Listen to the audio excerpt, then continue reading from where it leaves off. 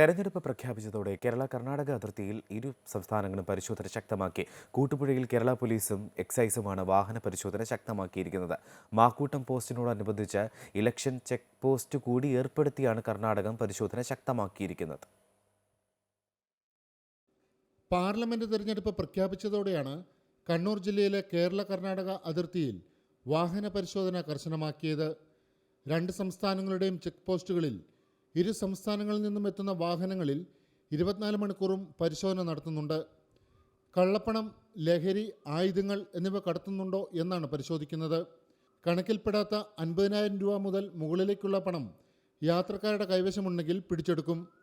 പിന്നീട് കണക്കുകൾ ഹാജരാക്കിയതിനു ശേഷം മാത്രമേ പിടികൂടിയ തുക തിരിച്ചു നൽകുകയുള്ളൂ എന്ന് ഉദ്യോഗസ്ഥർ പറഞ്ഞു. മറ്റ് സ്ക്വാഡുകളുമായിട്ടും പോലീസുമായിട്ടും ഇലക്ഷൻ്റെ സ്ക്വാഡുകളുമായിട്ട് രണ്ട് മൂന്ന് ദിവസം ഇപ്പോൾ ഇലക്ഷൻ സ്ക്വാഡുമായിട്ട് നമ്മൾ കർശന പരിശോധന നടത്തിക്കൊണ്ടിരിക്കുകയാണ്.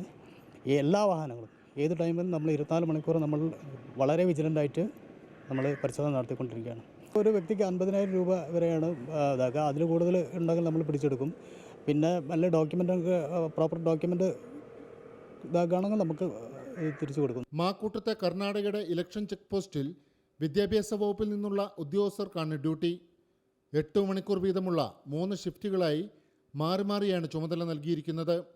ഇവിടെ പോലീസിൻ്റെ 24 മണിക്കൂർ സ്ഥിരം പരിശോധന വേറെയുമുണ്ട്. കുടക് ജില്ലയ്ക്ക് അതിരിടുന്ന പെരുമ്പാട്ടി, കുട്ട, ആനച്ചുക്കൂർ, കരിക്കൈ, സംവാജ് എന്നിവിടങ്ങളിലും ഇലക്ഷൻ ചെക്ക് പോസ്റ്റുകൾ ആരംഭിച്ചിട്ടുണ്ട്.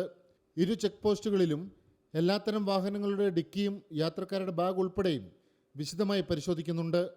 അമൃത ന്യൂസ്, കണ്ണൂർ.